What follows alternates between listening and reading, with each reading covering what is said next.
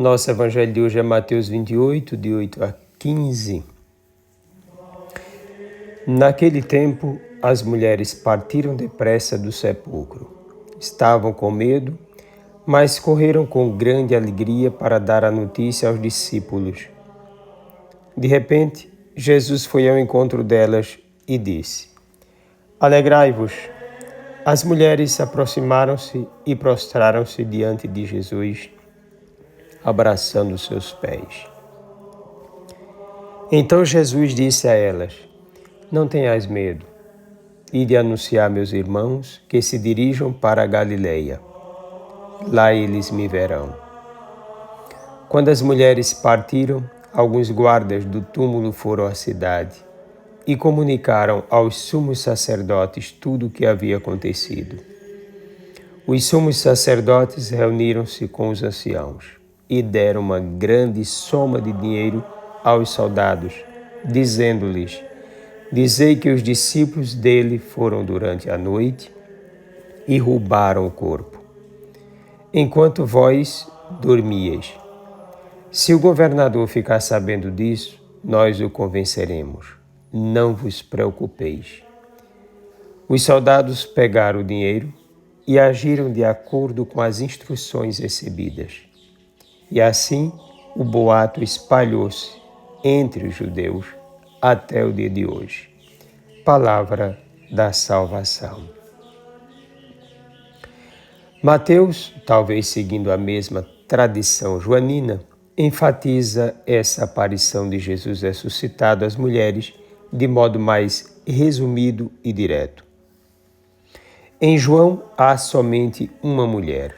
Em Mateus, várias mulheres temerosas, mas alegres.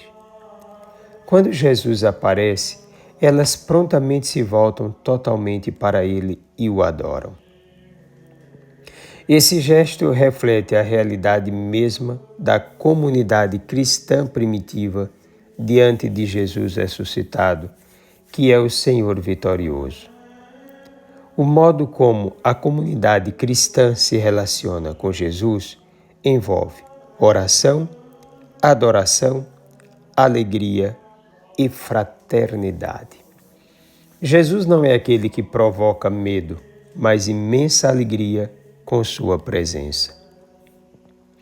Jesus envia as mulheres aos demais discípulos para lhes anunciar que a Galiléia se dirijam, pois lá aparecerá a todos eles.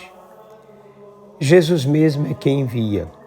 Depois, o encontro com Jesus se dará naquela região porque foi ali justamente onde tudo começou. Então lá deve ser o lugar onde ele se despedirá de todos eles. Além disso, interessante observar o termo utilizado por Jesus: Ide anunciar aos meus irmãos. Essa linguagem fraterna é essencial dentro do cristianismo. Jesus nos fez filhos nele. Na verdade, ele é o Filho essencial. Por meio dele, tornamo-nos também filhos, por ação do Espírito Santo. Assim, por vontade do Pai, fomos feitos irmãos do Salvador do mundo.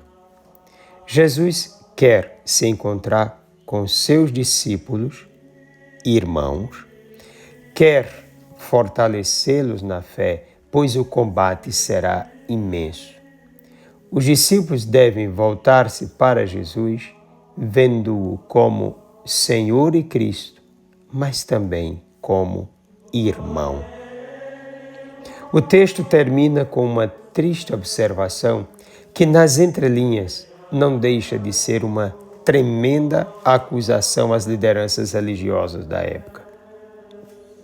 Ao citar o modo malicioso e mentiroso dos líderes judaicos em difamar os cristãos, afirmando que o corpo de Jesus tinha sido roubado por eles, e ainda mais pagando aos soldados para perpetuarem tal mentira, tais líderes se revelam obstinados na sua cegueira, que se tornou crônica.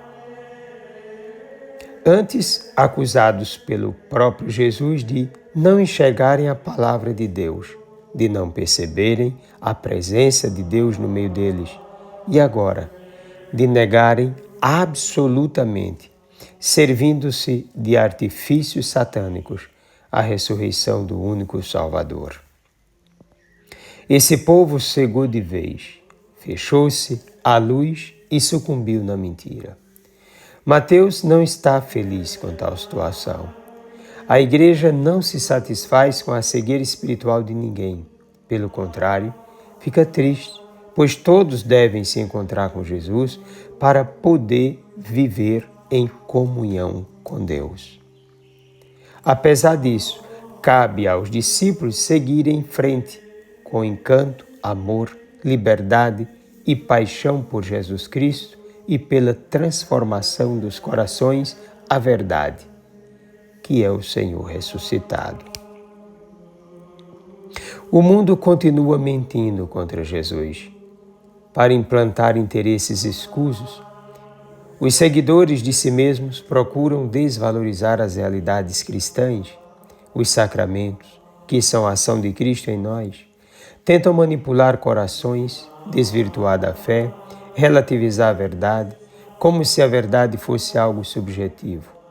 Utilizam as mídias sociais, a comunicação de modo geral, a cultura, para subliminarmente conduzir uma massa à negação indireta de Deus, pondo tudo no miserável contexto de opiniões individualistas. Além disso, mentem com relação à história, modificam os verdadeiros motivos dos fatos, manipulam ideias, sacrificam pessoas e sonhos, materializam tudo e submetem toda a compreensão da realidade humana ao contexto de sua existência no mundo. O cristianismo continua sendo o saco de pancadas, o inocente que todos gostam de bater, o tolo, entre aspas, com o qual muitos brincam, o errado da história, o maldito e desprezível. Em outras palavras, Jesus, mediante o seu corpo, a Igreja, continua seu permanente processo de rejeição. Desça sobre ti a bênção do Deus Todo-Poderoso, Pai, Filho e Espírito Santo. Feliz Páscoa. Um forte e carinhoso abraço.